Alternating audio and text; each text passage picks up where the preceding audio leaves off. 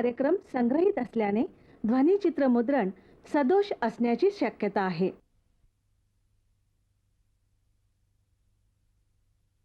दुसऱ्या महायुद्धाच्या अस्तानंतर भारतीय चित्रपटसृष्टीतलं वातावरण पार ढवळून निघालं होतं. प्रभात, न्यू थिएटर्स सारख्या संस्था मावळतीकडे झुकल्या होत्या. मराठी चित्रपटसृष्टीला एका चमत्कारिक पोकळीनं व्यापून टाकलं होतं. व्ही शांताराम, मास्टर विनायक यांच्यासारखे मातब्बर निर्माते थकल्यासारखे स्वस्थ तरी बसले होते किंवा मराठीकडे पाठ फिरवून हिंदी चित्रपटांकडे वळले होते. 1946-47च्या सुमारास मराठी चित्रपट निर्मिती एकूण संख्या 1-2 चित्रपटांवर येऊन ठेपली होती. मराठीला गरज होती तोलून धरणाऱ्या समर्थ हातांची.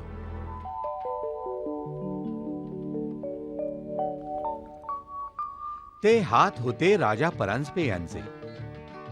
मास्टर विनायक, भालजी पेंढारकर यांच्या दिग्दर्शनाची परंपरा सांगणाऱ्या आणि गणपतराव जोशी, नानासाहेब फाटक यांच्या अभिजात अभिनय कलेचा वारसा जपणाऱ्या राजा परांजप्यांनी तब्बल 3 दशकांहून अधिक काळ संस्कार संपन्न अस्सल मराठी चित्रपटांची ध्वजा फडकत ठेवली, अक्षरशः अटके पार नेली.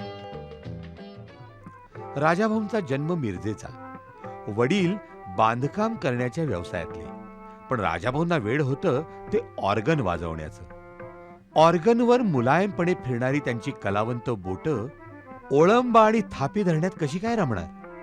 हार्मोनियमवर विजेसारख्या फिरणाऱ्या राजाभाऊंच्या बोटांमध्ये आणखी एक कसब होतं आणि ते म्हणजे कॅरम खेळायचं. त्या काळातले पुण्यातले सर्वोत्तम कॅरमपटू म्हणजे राजा परांजपे. हार्मोनियम आणि कॅरम खेळण्याबरोबरच सिनेमा पाहण्याचं जबरदस्त वेड या तरुणाला होतं. इथं त्यांच्या एका छंदाला दुसऱ्या छंदानं तारलं. दत्ताचं देऊळ आहे ना, तिथून पुढं गेल्यानंतर एक थिएटर आहे उजव्या हाताला. मला वाटतं ते ग्लोब टॉकीज असेल. तर पूर्वी त्या थिएटरचं नाव होतं लक्ष्मी थिएटर आणि बाबा तिथं मॅनेजर होते. आणि त्या काळी ते सायलेंट पिक्चर्स असल्यानंतर म्युझिक, तबला, पेटी घेऊन माणसं वाजवायची आणि असा तो कार्यक्रम असायचा. तर बाबा म्हणाले, एक 13-14 वर्षाचा मुलगा माझ्याकडे आला आणि मला म्हणाला की मी पेटी फार छान वाजवतो, तेव्हा मला इथे तुम्ही काम करायला द्या पेटी वाजवण्याचं. ते म्हणाले, तू पैसे काय घेशील? तर त्यांनी सांगितलं, मला पैसे नको, मला सिनेमाचे पास द्या, म्हणजे मी रोज सिनेमा बघत जाईल. तो मूकपटांचा जमाना होता. आर्यन आणि ग्लोब सिनेमात मूकपट दाखवले जात. मूकपटातील प्रसंगांना उठाव यावा म्हणून पडद्यासमोर पेटी, तबला बडवून पार्श्वसंगीत दिलं जात असे. नेहमीचे साजिंदे वैतागलेले असत. तिथं राजा परांजपे, लालजी गोखले हे हौशी वीर पुढे सरसावत. प्रेक्षकांना पार्श्वसंगीत आणि साऊंड इफेक्ट ऐकायला मिळत आणि यांना फुकट पिक्चर पाहायला मिळे. या साऱ्यातून त्यांना नाटकाची, नाटकातल्या संवादांची, अभिनयाची गोडी लागली आणि एक दिवस ते नाट्य मनवंतर या गाजलेल्या नाट्यसंस्थेत दाखल झाले. प्रवेश झाला खरा, पण तो नट म्हणून नव्हे तर ऑर्गन वादक म्हणून. त्या काळात जुन्या जाणत्या कलाकारांना साथ असायची ती राजाभाऊंच्या ऑर्गनची. या काळात त्यांनी काही भूमिकाही केल्या, पण त्या अगदी दुय्यम स्वरूपाच्या. वरवर पाहता ते संगीतात रमले होते खरे, पण त्यांच्यातला नट वाट पाहत होता ती उत्तम संधीची. त्यांनी सुरुवात जी केली ते एक एक्स्ट्रा आर्टिस्ट म्हणून. अनेक चित्रपटात एक्स्ट्राचं काम करता करता त्यांच्या एक लक्षात आलं की आपला अभिनय हा जर त्याची उंची वाढवायची असेल तर खटपट केली पाहिजे, आपण दुसऱ्यापासून काहीतरी वेगळं करतोय असं दाखवलं पाहिजे. तर ते गंमत म्हणून एक फुल साईज आरसा आपल्या घरात ठेवत, फुल साईज आरसा, आणि त्याच्यासमोर बसून ते निनाळ्या अभिनेत्यांच्या नकला करत. राजाभाऊ अत्यंत उत्तम नकला करायचे. तर त्यावेळेला काय होते, रिहर्सल घेताना भालजी जे सांगायचे, दाखवायचे, ते सांगतील तसंच केलं पाहिजे. म्हणजे त्यांनी इथे सांगितलं आणि जराशी नजर इकडे गेली तर ते शॉर्टकट व्हायचा. त्यामुळे स्वतःचं असं काही करताच यायचं नाही आणि मी नुसती नक्कल करत असे. आणि एकदा मी आणि काही मैत्रिणी त्या माझ्या तिथे जमलेल्या होत्या, म्हणजे स्टुडिओतच काम करणाऱ्या, अशा आम्ही बाहेर बागेत फिरत होतो आणि पाहिलं तर राजाभाऊ नकला करून दाखवत होते आणि त्याच्यात त्यांनी माझी नक्कल केली. आणि मला तेव्हा बरोबर समजलं की माझं काय चुकते ते. राजाभाऊंचे ते मात्र माझ्यावर अतिशय उपकार आहेत.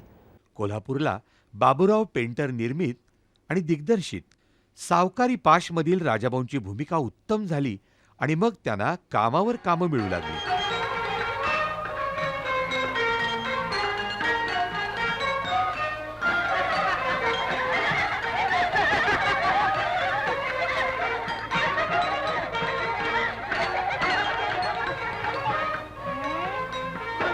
भालजी पेंढारकर निर्मित सूनबाई, गोरखनाथ, थोरातांची कमळा, कान्होपात्रा या चित्रपटांमधल्या त्यांच्या विनोदी भूमिका खूप गाजल्या. अहो पण मला तुमच्याशी बोलत बसायला सवड नाही. ठाणेदार येतील इतक्यातच. शामबाई, माझ्या प्रेमापेक्षा माझं कानोपात्र्यावर किती प्रेम आहे. इतके दिवस मी येतो पण मला एकदा सुद्धा भेट घेऊ देत नाही. आज मी तुला भेटल्याशिवाय जाणारच नाही. वीर की काय भोकलात तुम्ही. आज ठाणेदार काय दिला. शामबाई, माझ्या प्रेमापेक्षा पैशाला पाचते मिळते ते. पुन्हा कधीतरी या. शामबाई, आणि येताना हिरेची काकणं आणा हा का. शामाबाई, माझी सारी सावकारी आणून होती मी तुमच्या दारात, पण मला कानेचं तोंड सुद्धा पाहू दिलं नाही तुम्ही. पुढचे गेलेला. भालजींचे ॲसिस्टंट म्हणून काम करायचं. कुठे कोणी काही एखादा नट कमी पडला तर नटाच्या जागी तो पोशाख करून उभं राहायचं. मेकअपसुद्धा त्यांनी आर्टिस्टचे करून दिलेले आहे. आणि मी एकदा भालजींना म्हटलं की इतके हुशार आहेत, सर्व त्यांना समजतं, कॅमेरा समजतो, ॲक्टिंग समजतं, मग तुम्ही त्यांना इतरही बारीक सारीक कामं क्षुल्लक का सांगता. तर तेव्हा त्यांनी सांगितलं की बाई, जेव्हा ही सगळी कामं एखाद्या डिरेक्टरला येऊ शकतात आणि त्याच्यात तो प्रभुत्व मिळवतो, तेव्हाच तो उत्तम डिरेक्टर होतो. भालजींनाही राजाभाऊंमधले सुप्त दिग्दर्शन गुण जाणवले असावेत. त्यांनी आवर्जून राजाभाऊंना सहाय्यक म्हणून संधी दिली. सहाय्यक म्हणून काम करताना राजाभाऊंचं संवेदनाक्षम मन भालजींच्या कार्यपद्धतीचं सूक्ष्म निरीक्षण करत होतं. भालजी तालमी कशा घेतात, हावभाव कसे सांगतात, अभिनयातील बारकावे लकबी कसे ठरवतात, हे सारं मनात मुरवत होते. भालजींच्या देखरेखीखाली एक प्रतिभावंत दिग्दर्शक घडत होता. याच काळात त्यांनी मास्टर विनायकांच्या सरकारी पाहुणे, तुझाच, पुंडलिक या चित्रपटातील भूमिकांद्वारे विनायकरावांची कार्यपद्धती जवळून पाहिली. र. शम जुन्नरकरांसारख्या नामवंत संकलकांकडून संकलनाचे धडे घेतले. नजम नक्वी, दौलत आलवी, शाहिद लतीफ अशा हिंदीतल्या दिग्दर्शकांकडे गाण्याच्या चित्रीकरणाचे धडे घेतले. आता मशागत पूर्ण झाली होती. प्रतीक्षा होती ती योग्य संधीची. 1947 साली बलिदान या चित्रपटाद्वारे राजाभाऊंना ही संधी मिळाली. हा चित्रपट दो कलियां या नावानं हिंदीतही होणार होता. नामवंत कलाकारांच्या भूमिका असलेला हा चित्रपट प्रदर्शित झाला आणि एका नव्या दिग्दर्शकाचं नाव पडद्यावर झळकलं, राजा परांजपे.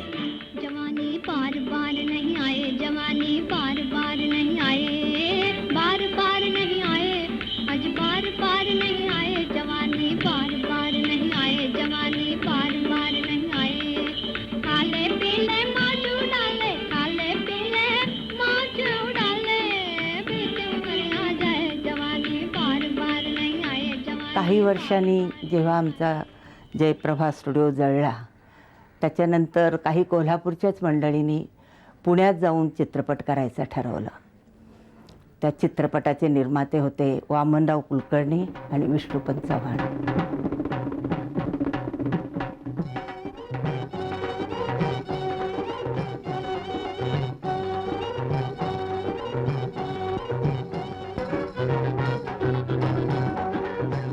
बलिदान या चित्रपटामुळं राजा परांजपे हे नाव दिग्दर्शक म्हणून रुपेरी पडद्यावर झळकलं खरं, पण लोकप्रिय झालं ते त्या पाठोपाठ आलेल्या मंगल पिक्चर्स निर्मित जीवाचा सखा या चित्रपटामुळं. वृंदावनी तुनी बाई तुळस लाविले, वृंदावनी तुनी बाई तुळस लाविले, वारियाच्या झुळुकीनं हळूच डोलले, वृंदावनी. त्या चित्रात हंसा वाडकर आणि जयराम शिलेदार यांना हिरो हिरोईन म्हणून घेतलं होतं. हंसाबाईंनी या चित्रात काम करायला नाही म्हणून सांगितलं, कारण त्या म्हणाल्या की नवीन दिग्दर्शकाबरोबर आत्ता मला लागलीच काम करायचं नाही आहे, पहिलं माझं चित्र एवढं चाललं आहे, तेव्हा कुणी तर दुसरा नाव असलेला दिग्दर्शक तुम्ही घ्या.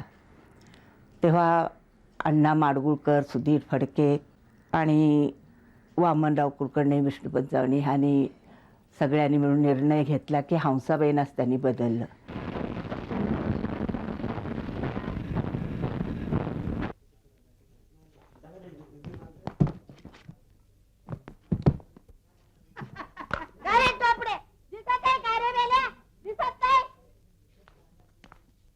No coolie. Our second class passenger should bear this. Coolie, coolie. ए हमार सामान घे. मी हमाल नाही.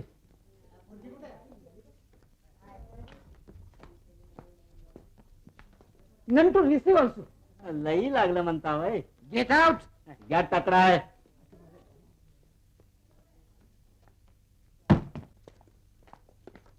What do you want, please? I want Coolie, please. Sorry, here is no kuli.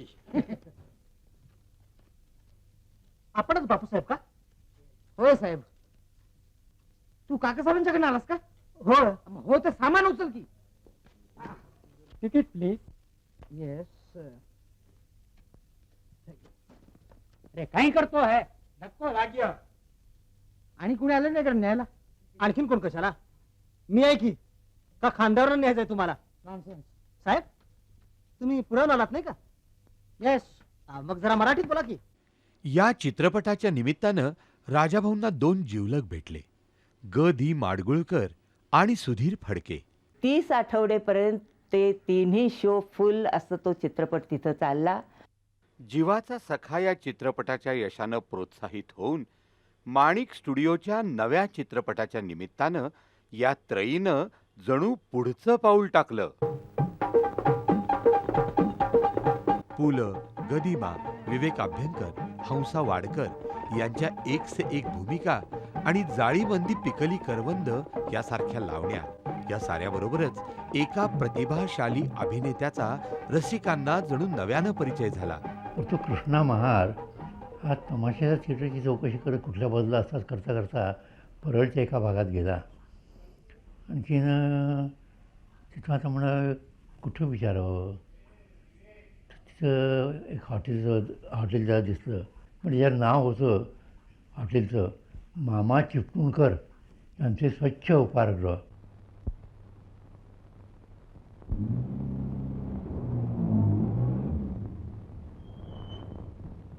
काय गावले आणखी खाणार का काही?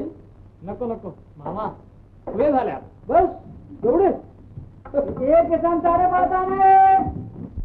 हॉटेलवाले काय रे? हे राम राम वाईट चहा मिळेल का? हो चहा पी, हवे ते खा, त्यासाठीच ना मांडून बसलो हा व्यापार. मग चाय द्या एक कोप. अरे आज बस उन्हाळा का आहे?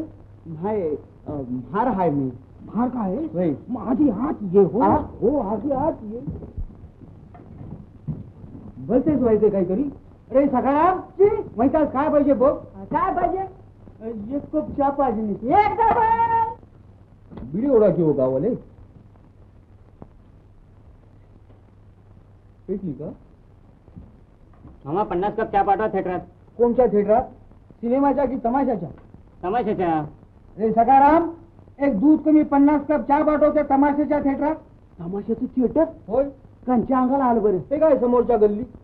का चाळ बांधून नाचणार आहेस काय तू? नाचणार नाही देव. हे ढोलकी वाजून की. पोऱ्या त्याला घेऊन जा तुझ्या मालकाकडे. मोठा कसबी आहे हो. काय गाववाले? राजाभाऊ परांजप्यांनी चित्रपटाचं तंत्र आणि मंत्र उत्तम रीतीनं आत्मसात केलेलं होतं. झाला महार पंढरीनाथ, काय देवाची सांगू मात, काय देवाची सांगू मात. झाला महार पंढरीनाथ, झाला महार पंढरीनाथ. तरी सुद्धा तंत्राला ते मूळ मंत्रावर कधीही मात करून देत नसत. आणि याचं जिथं जागतं उदाहरण म्हणजे पेडगावचे शहाणे हे चित्र.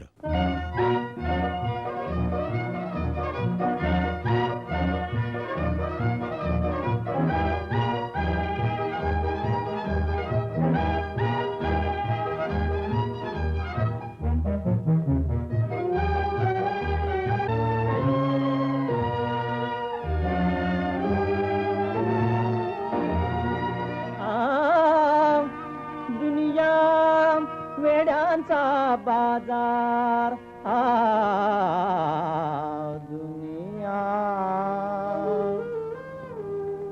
दुनिया वेड्यांचा बाजार, दुनिया वेड्यांचा बाजार.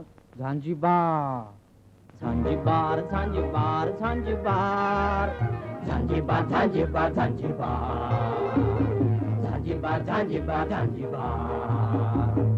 एका रात्री इथून पसार, दुसऱ्या रात्री दरिया पार, दुसऱ्या रात्री दरिया पार.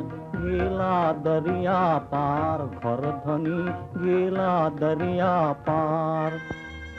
हुशार भाई हुशार, झांजिबार झांजिबार झांजिबार झांजिबार झांजिबार झांजिबार झांजिबार झांजिबार झांजिबार.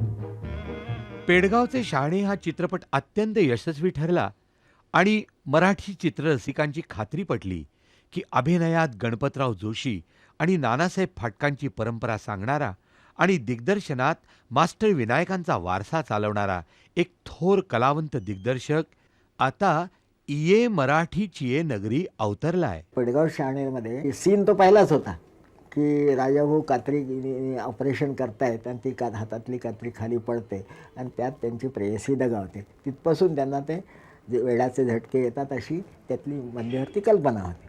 तर तो मॉन्टाज सीन घेण्याकरता आम्ही सांगितलं की ते मॉन्टाज टाकायला पाहिजे नुसता.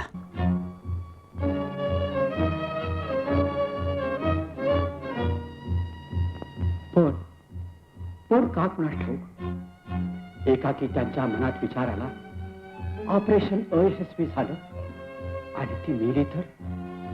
ज्या विचारासरशी डॉक्टरांचा हात झाला. कात्रीला लागलेलं रक्त पाहून त्यांच्या डोळ्यासमोर अंधेरी आली.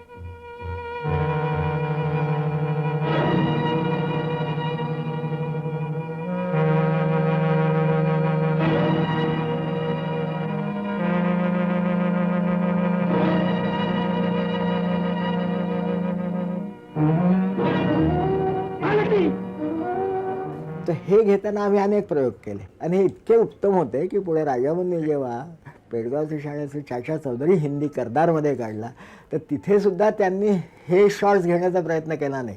तेवढंच ते ड्यूप करून वापरलं.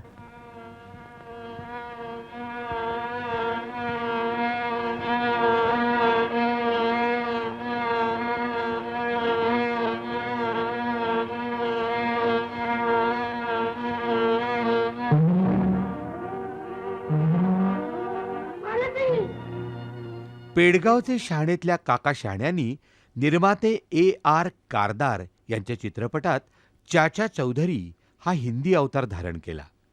चाचा चौधरीचं दिग्दर्शनही राजाभाऊंनीच केलं होतं.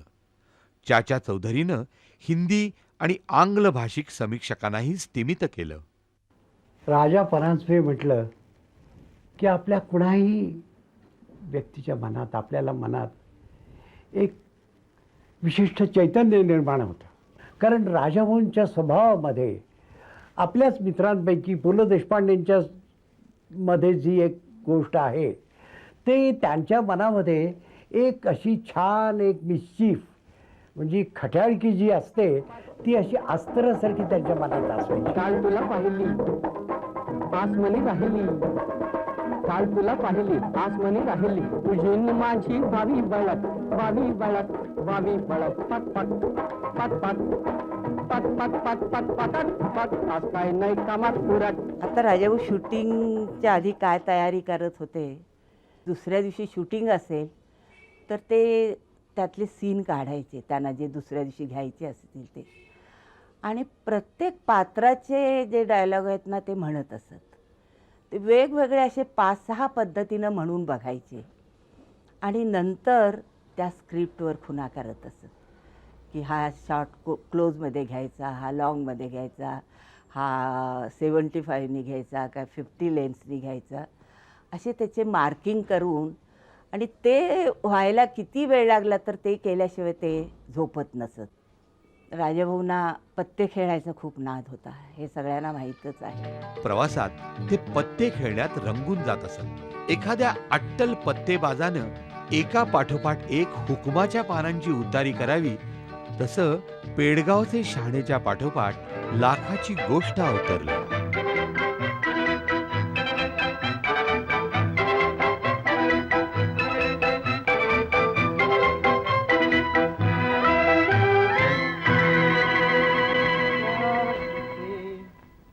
तिकडे पलीकडे.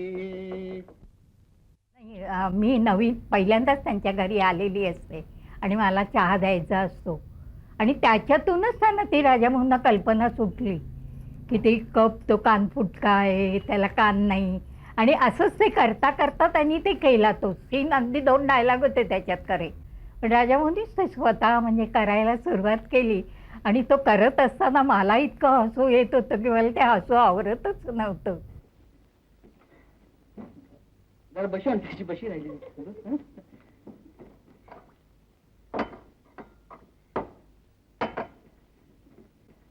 अरे कान तुटलेलं आहे.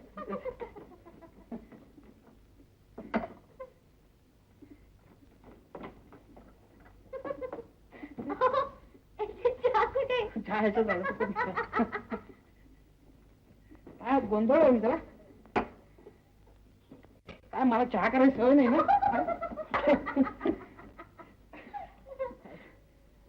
माझी या प्रियेचे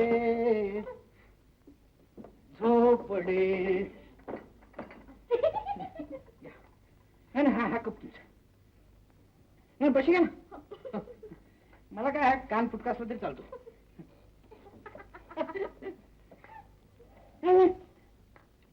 साखर कमी येतात, मी आणतो. नाही हे कसं, मी साखर आणतो.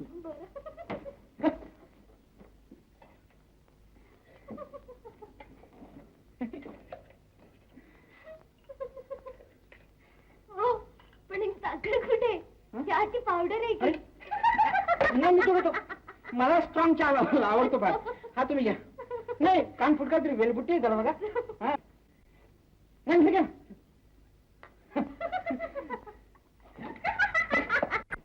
नाही मी बसून चहा पितो, घरी सवय. हिंदीवाल्यांच्यात वावरून गीतांच्या चित्रीकरणाची जी आकर्षक लकब राजाभाऊंनी उचलली होती, त्याचं प्रत्यंतर या चित्रपटातल्या गीतांच्या चित्रीकरणात आपल्याला स्पष्टपणे जाणवतं.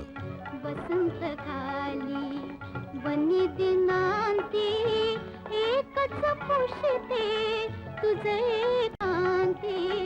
वसंत खाली बनी दिनांती एकच पुष्टे तुझे कांती. एकांती कर कोमल माझा हाती घेशील का, माझा होशील का. गाण्याचं टेकिंगच्या वेळेस राजाभाऊंचं वैशिष्ट्य असं होतं की हे पिक्टोरियली कसं करायचं हे तुम्ही सांगा, पण मला काय पाहिजे आहे की सांग तू माझा होशील का, याचं लिंगरिंग हे त्याच्या आठवणी आणखीन ते यायला पाहिजे. मग त्यावेळेस आम्ही एक चित्रपट पाहिला, तर खूप लॉंग डिझॉल्व्स होते, म्हणजे 2-2, 3-3 फुटाचे डिझॉल्व्स होते. मग ते राजा ठाकूरनी मुद्दाम करून आणले दयाबाईकडून, की मला हे इतकं स्लो झालं पाहिजे की तो पुढचा शॉट चालू झाला तरी ते मागचं डिझॉल्व तर लिंगरिंग असा राहायला पाहिजे मागे.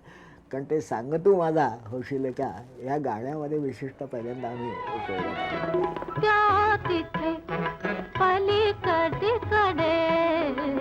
माझी या प्रियेचे झोपडे, माझी या प्रियेचे झोपडे. शॉर्ट कसा घ्यायचा आहे बाळबापटांना ते सांगत होते की कुसुमाची येईल झाडाजवळ ती म्हणेल, आणि हे चाललं होतं. आणि राजाभाऊ वर असं त्या झाडाजवळ दाखवत होते त्यांना की कसा घ्यायचा शॉर्ट म्हणून. मी खाली बसून ते गाणं ऐकत होते, ओळी पाठ करत होते. तर त्यांच्या तोंडात शिटी होती ना, त्याला नाडी होती, आणि ती नाडी अशी माझ्या बरोबर इथून येत लटकत होती अशी ती. मी म्हटलं काय होतं आहे म्हणून अशी ओढली मी. ते राजाभाऊंचा एक खालचा दात त्या शिटीतून खाली आलाय. आणि दर वेळेला राजाभाऊ मला भेटले रे भेटले की नेहमी सांगायचे, या कुसुमने माझा एक दात पाडला पहिला, या कुसुमने एक दात पाडला. ही सामाजिक उपरोधिका सर्वार्थानं यशस्वी ठरली आणि लाखाच्या गोष्टीतलं स्वप्नदृश्य आजही आजोड आहे.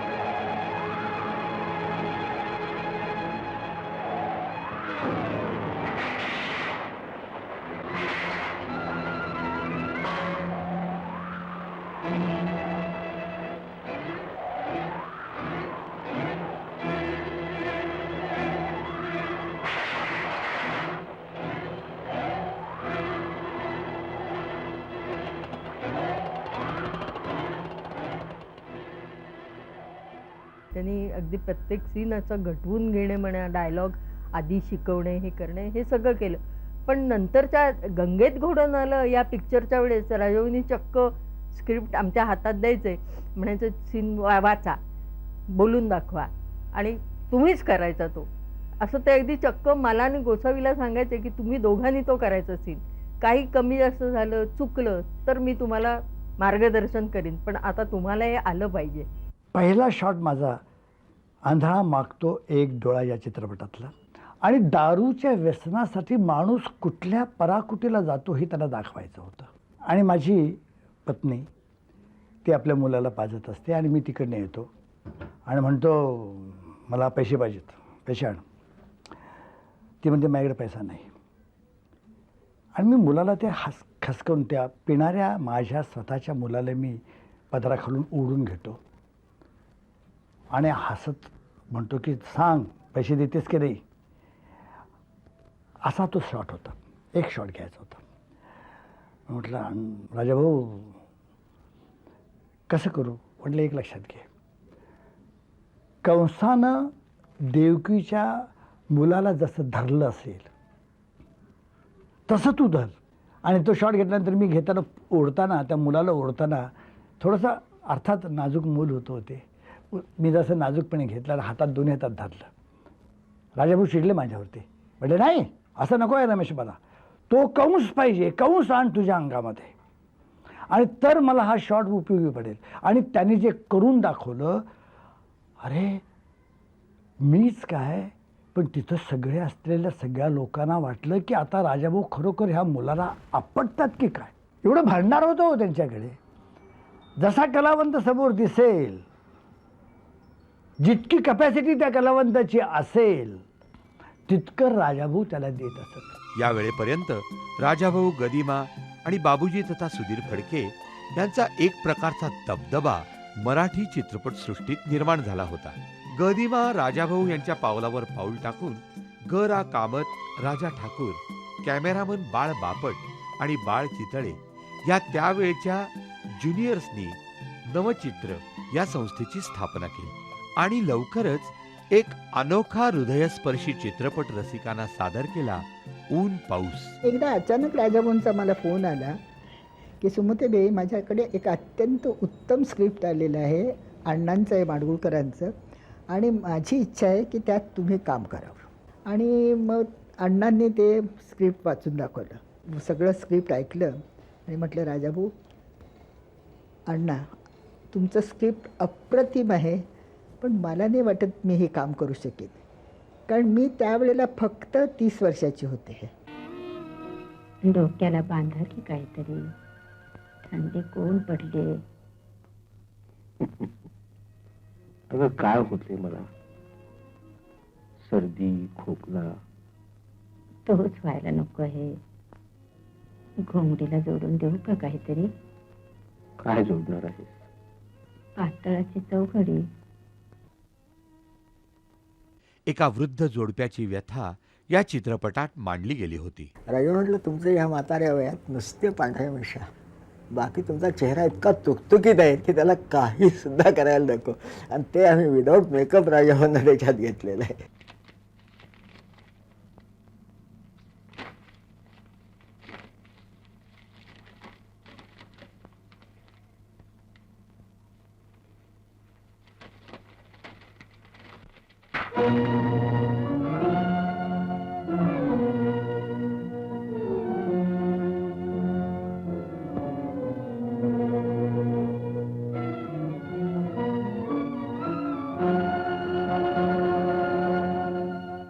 मला पंचायत पडली होती की मला हे म्हातारपणचं चालणं जमेल की नाही.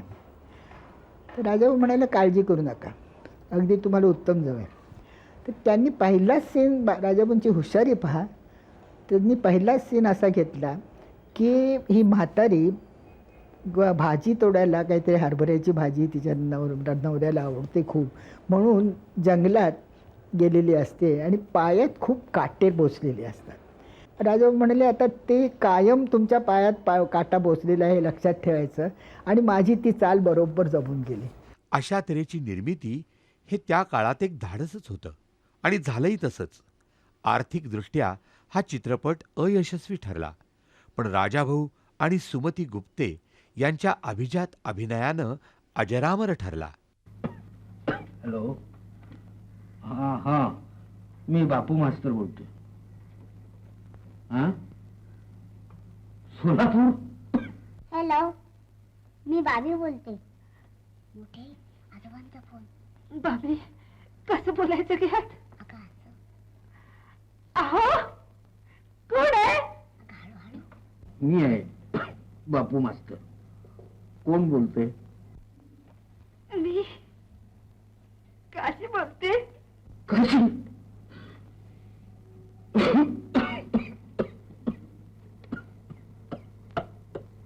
काशी?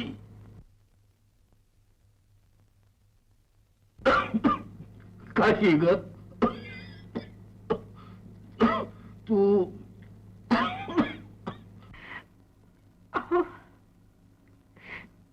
तुमची तब्येत बरी नाही का? काशी?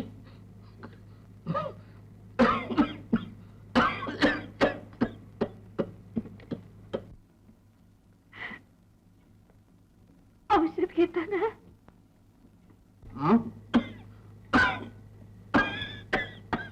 हो हो.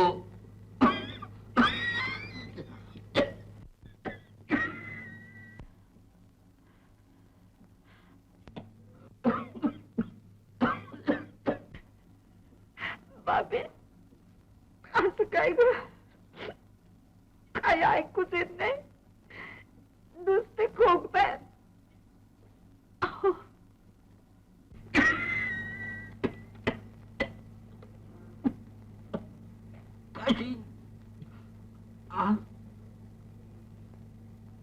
बर.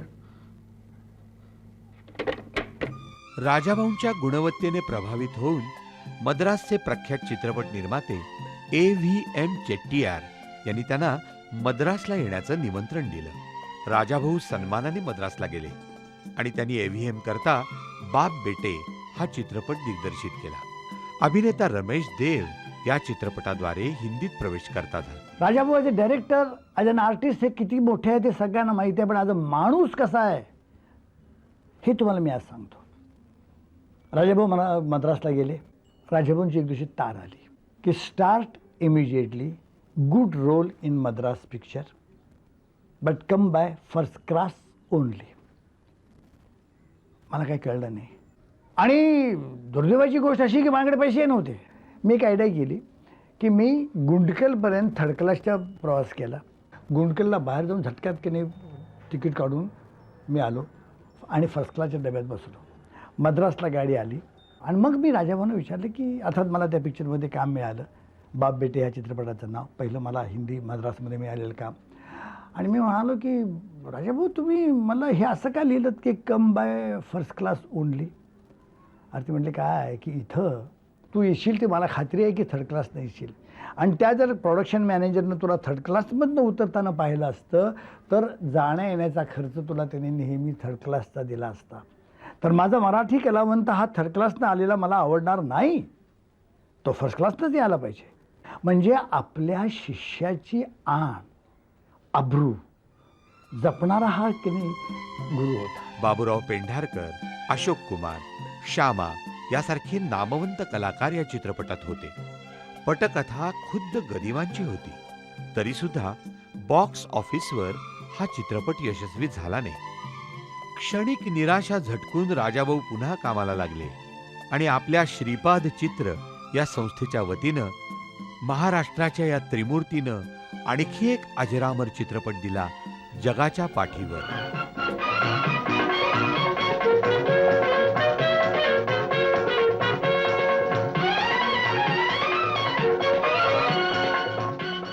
साहित्य, संगीत आणि अभिनय या तिन्ही क्षेत्रातील राजाभाऊंची प्रगल्भता दाखवणारा असा हा चित्रपट होता. जगाच्या पाठीवर मधला रोल हा कधी मला मिळेल हे मला स्वप्नात सुद्धा वाटलं नव्हतं. आणि एकदा भाऊबीजेच्या दिवशी माझ्या एका छोट्याशा 12x14च्या खोलीत चाळीतल्या एका खुर्चीवर राजाभाऊ परांजपे.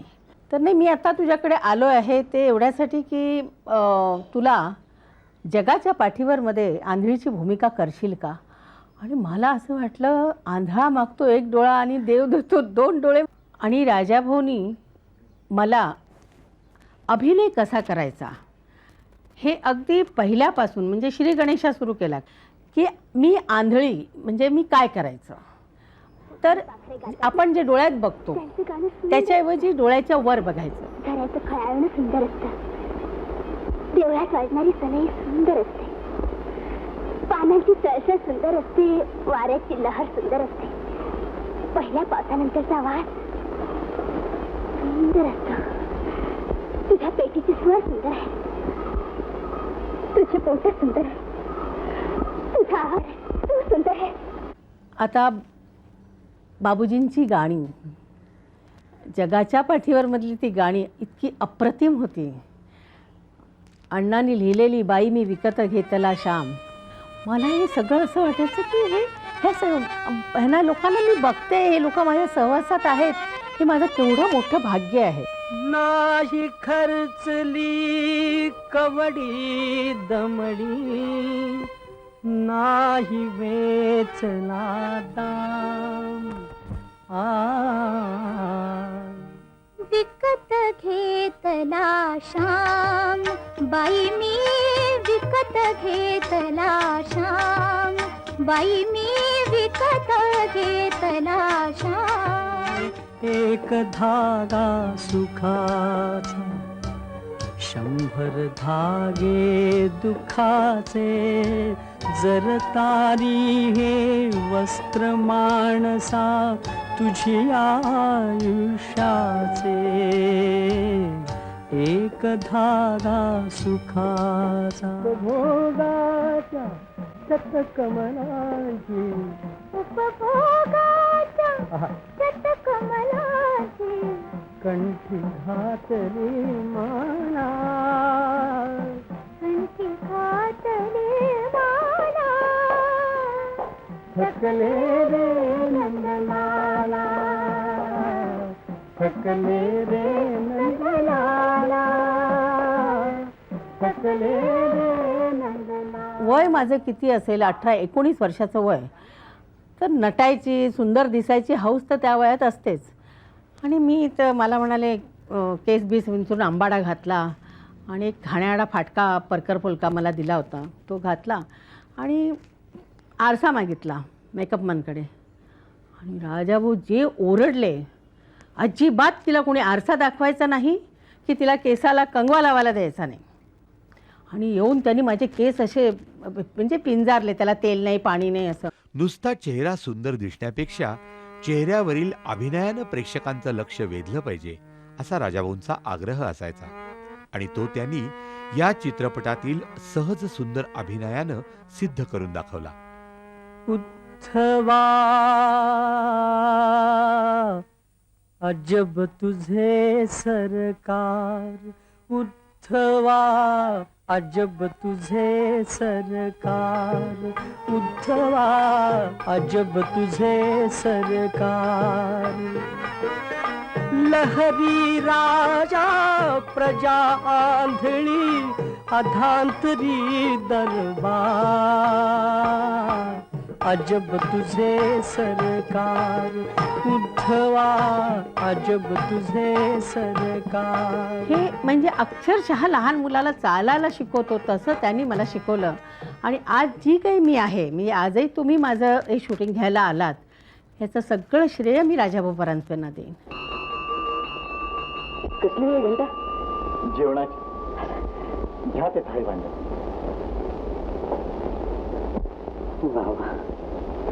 काय झालं? थाळीत जेवून फार दिवस झाले. मग एरवी आपण कशात जेवता? जगाच्या पाठीवर नंतर सुवासिनी हा चित्रपट राजाभाऊ, गदिमा आणि बाबूजी या त्रयीनं सादर केला.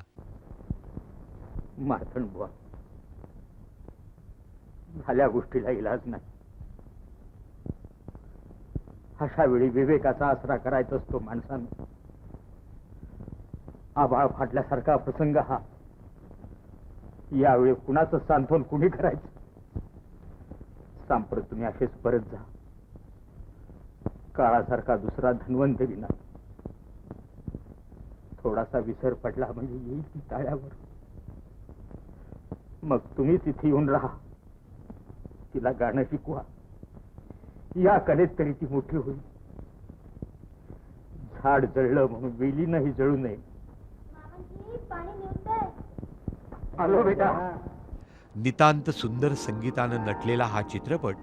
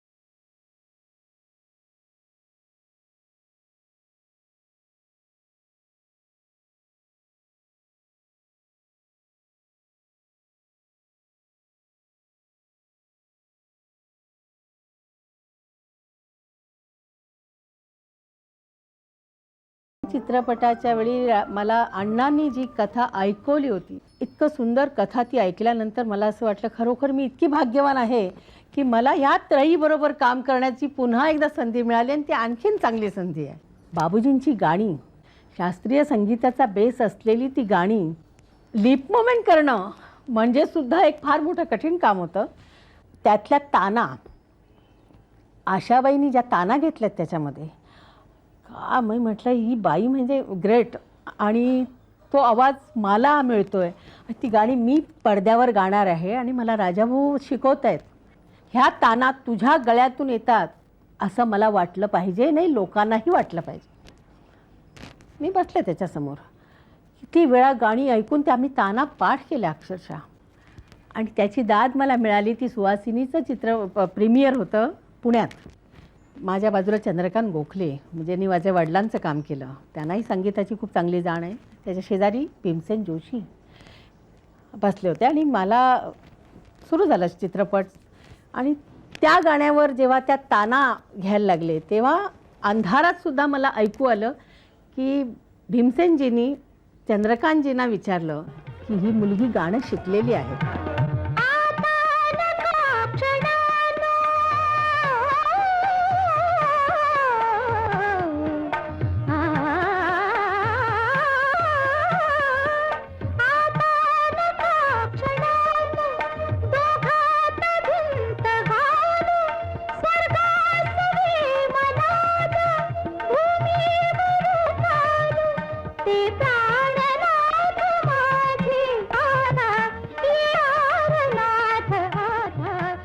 राजाभाऊंच्या पायाला हात लावला की असं वाटायचं आता आपल्याला सगळं मिळालं. त्यांनी आम्हाला 4 आणे, त्यांनी जे शिकवलं 1 रुपया त्यातले आम्ही 4 आणे केलं. तरीसुद्धा आमचं लोकांना इतकं आवडलं. आजही लोक आम्हाला भेटले की ती जगाच्या पाठीवर, ती सुवासिनी अशी आठवण देतात. हे आमचं भाग्य आहे, म्हणजे माझं भाग्य आहे की मला या त्रयीबरोबर काम करता आलं. आतापर्यंत राजाभाऊंनी दिलेले चित्रपट हे मराठी चित्रपटसृष्टीचे मानदंड ठरले होते. यावेळी त्यांच्या प्रतिभेनं अगदी वेगळं वळण घ्यायचं ठरवलं. त्यांच्या शब्दात वर्णन करायचं तर ह्या चित्रपटात रहस्य आहे पण खून नाही, गूढ आहे पण भुताटकी नाही. आजवरच्या रहस्यपटाच्या साऱ्या कल्पनांना छेद देणाऱ्या या चित्रपटाचं नाव होतं हा पाठलाग होता जन्मजन्मांतरीच्या पती पत्नीच्या प्रेमाचा.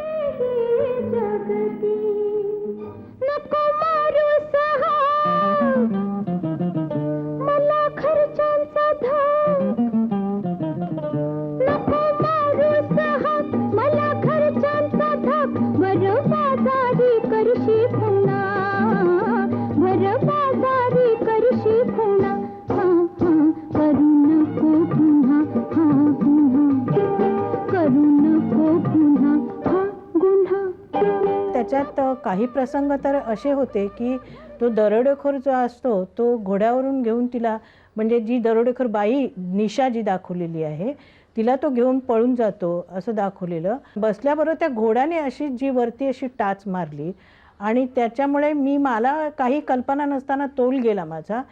मी खाली पडले ती बेशुद्ध झाले. तर राजाभाऊंनी माझ्या तोंडावर पाणी मारण्यासाठी म्हणून त्यांनी पाणी मागवलं आणि ते स्वतः गटागटा ते पाणी प्यायले. चित्रपटातील दृश्यातून अपेक्षित परिणाम साधण्याच्या बाबतीत राजाभाऊ अत्यंत आग्रही होते. आपण एक कराल का? आपल्या लाडक्या पत्नीची मूर्ती एकवार डोळ्यासमोर आणा.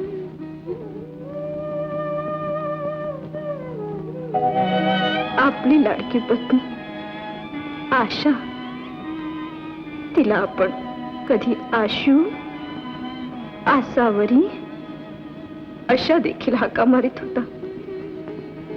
तिच्यावर आपलं फार प्रेम होतं, फार फार प्रेम होतं.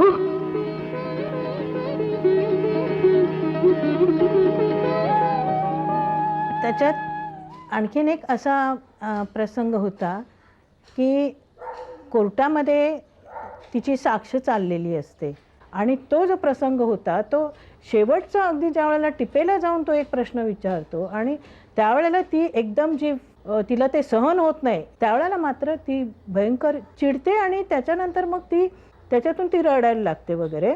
हा प्रसंग राजाभाऊंनी माझ्याकडून किती 5-6 वेळेला मला त्याने माझ्याकडून करून घेण्याचा प्रयत्न केला आणि मला अजिबात ते एक्सप्रेशन म्हणा किंवा बोलण्यातला हे म्हणा, मला ते काही जमेच ना अजिबात. नंतर मग ते जे इतके चिडले आणि म्हणजे ते म्हणाले, आता तुला इतकं सगळ्या तऱ्हेने मी सगळं सांगितलं तरी तुझ्या डोक्यात जात नाही, मठ्ठ आहेस. ते म्हणाले, आता जर तू केला नाहीस तर मी तुला छडीने मी तुला मारणार आहे. त्यांना असं त्यावेळेला कुठेतरी वाटलं असते की जोपर्यंत ही मुळात खरीच चिडणार नाही तोपर्यंत ते निघणार नाही याच्यातून. म्हणून त्यावेळेला तो प्रसंग आणि नंतर मी रडायला लागले. झालं, त्यांनी कट केव्हा सांगितलं काय मला काहीही माहिती नाही.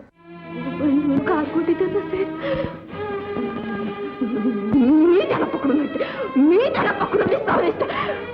बंदूक द्या, मी त्याला ठार करीन. या वकिलाला फाशी द्या, याला फाशी द्या, या सगळ्या लोकांना फाशी द्या, याला फाशी द्या, या त्याला फाशी द्या. याला नका फाशी देऊ, याला नका फाशी देऊ. पाठलाग नंतर सुधीर फडक्यांसाठी राजाभाऊंनी हा माझा मार्ग ऐकला हा चित्रपट दिग्दर्शित केला आणि त्यातली शंकर दादाची मध्यवर्ती भूमिकाही केली. बालनट सचिनला त्यांनी या चित्रपटात सादर केलं. सचिनकडून काम काढून घेण्यासाठी त्यांनी नाना क्लुप्त्या वापरल्या.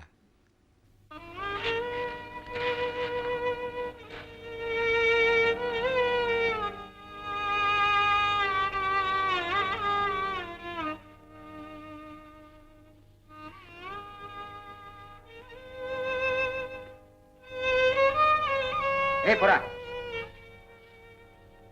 उठ.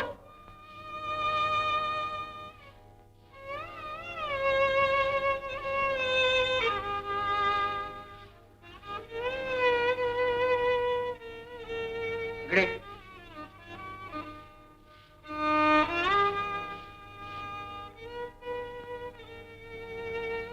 कुठे राहतोस तू? बोलता येत नाही का? मुका आहेस?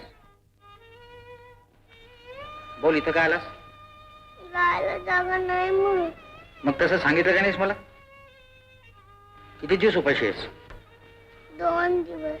मग मगापासून सांगायला काय दातखिळी बसली होती काय?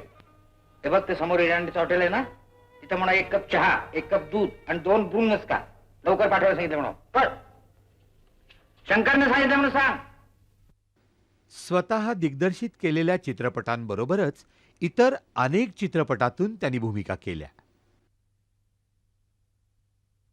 बोलविता धनीमधला आचार्य, इनमिन 3.5 मधला बायकोच्या मुठीतला नवरा, बायकोचा भाऊ मधला बिलंदर मेहुणा, संत वाहते मधला वेडा इंजिनियर. प्रत्येक भूमिकेची जात वेगळी पण उत्कटता ती. काय हे?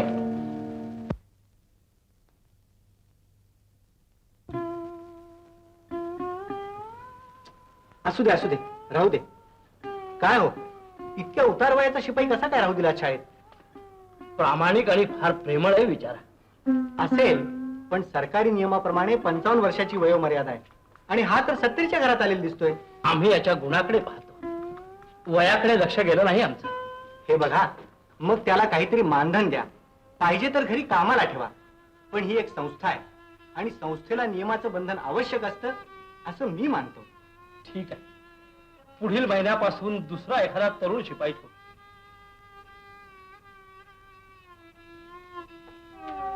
संथ वाहते कृष्णमाई, संथ वाहते कृष्णमाई, तीरावरल्या सुख दुःखांची, तीरावरल्या सुख दुःखांची जाणीवती जला नाही, संथ वाहते कृष्णमाई. बिमलदांच्या बंदिनीमधील भूमिकेचंही राजाभाऊंनी सोनं केलं. राजाभाऊंनी प्रामुख्यानं चित्रपट क्षेत्रासाठी काम केलं, तरी त्यांची सुरुवात नाट्य क्षेत्रापासून झाली हे ते कधीही विसरले नाहीत. वेळ मिळेल तेव्हा आवर्जून नाटकात कामं करत राहिले. उसना नवरा, लग्नाची बेडी, तुझे आहे तुझपाशी, वेगळं व्हायचंय मला, दिला घरी तू सुखी राहा, अशी अनेक. शूटिंगच्या वेळेला म्हणजे कसं असायचं की त्यावेळेला त्यांचा जेव्हा बिझी पिरियड होता तेव्हा कधीकधी नाटकाचं दौरा पण असायचा, शूटिंग पण असायचं. तर अगदी उशिरा जरी ते नाटकाहून आले, समजा अगदी 1:30-2 रात्रीचे वाजले, तरी ते पटकन जेवण करून झोपायच्या आधी मात्र ते दत्तभक्त होते आणि दत्ताचं ध्यान पूर्ण त्यांना मनाप्रमाणे लागल्याशिवाय ते कधी झोपत नसत. म्हणजे कितीही बिझी शेड्यूल असला तरी ती त्यांना काय एक प्रकारची भावसमाधी म्हणू की संपूर्ण सरेंडर ते झाल्याशिवाय ते झोपायचेच नाहीत. निराशेचे प्रसंग आमच्याकडे तसे एकदा दोनदा आलेले आहेत. म्हणजे माझ्या पाचवी बहीण गेली, नंतर माझ्या आजी पणजी गेल्या आणि तेव्हा वडील म्हणजे कोणीच नव्हते. नंतर डायरेक्टर झाले आणि त्याच्यात वडिलांना पिक्चर नसायची, हे नसे. तेव्हा आई शाळेमध्ये नोकरी करायची माझी आणि नंतर डायरेक्टर झाल्यावर वडिलांनी ती शाळेतली नोकरी सोडायला लावली की आता मी डायरेक्टर झालो आहे, आता तू. ती कॉर्पोरेशनच्या शाळेमध्ये हिंदी टीचर होती आणि तो त्यांना हे होता की माझ्या बायकोनी मला पुष्कळ पाठिंबा दिलेला आहे आणि नेहमी ते पिक्चरची गोष्ट वगैरे प्रथम आईला ऐकवायचे आणि आईच्या हातामध्ये लक्ष्मीचा हात होता. म्हणजे पिक्चरला आता लाखाची गोष्ट वगैरे भांडवीला असला, पहिल्यांदी तिकीट काढायला सकाळी 10 वाजता आईला ते घेऊन जायचे आणि पहिलं तिकीट आईनी पैसे देऊन काढायचं आणि ते पिक्चर असे जोरात चालायचे की आईच्या हातात लक्ष्मी होती आमची, म्हणजे लक्ष्मीचा हात होता. त्यामुळे ते तिला तसे मानायचे. ते उत्तम दिग्दर्शक, नट, त्या सगळ्यांना माहितीच आहे की चांगले होतेच, पण एक उत्तम सासरा म्हणून ते अतिशय प्रेमळ सासरे असं मी त्यांचं वर्णन करेल आणि दिलदार माणूस, म्हणजे थोडक्यात राजा माणूस होता. प्रदीर्घ कारकिर्दीबद्दल त्यांच्यावर बक्षिसांचा जणू वर्षाव झाला. त्यांच्या 6 चित्रपटांना राज्य सरकारचा सर्वोत्कृष्ट चित्रपटाचा सन्मान लाभला, तर 2 चित्रपट राष्ट्रपती पदक विजेते ठरले. शिवाय महाराष्ट्रातील सर्वोत्कृष्ट कलावंत म्हणूनही राज्यपालांच्या हस्ते त्यांचा सन्मान करण्यात आला. खुद्द श्री शंकराचार्यांनी चित्रपट सम्राट असा किताब देऊन त्यांचा सन्मान केला.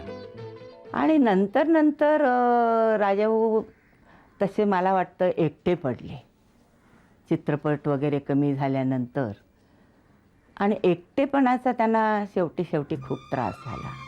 राजाभाऊंना जाऊन आज उणीपुरी 25 वर्ष होत आली. 1948 मध्ये मराठी चित्रपटसृष्टी दारुण अवस्थेत होती तेव्हा राजाभाऊ पुढे झाले आणि त्यांनी ती आपल्या हातांवर तोलून धरली. आज राजाभाऊंनंतर 25 वर्षांनी मराठी चित्रपटसृष्टी पुन्हा एकदा दारुण अवस्थेत सापडली आहे. तिला तारायला पुन्हा एकदा हवे आहेत दिग्दर्शक अभिनेता राजा परांजपे.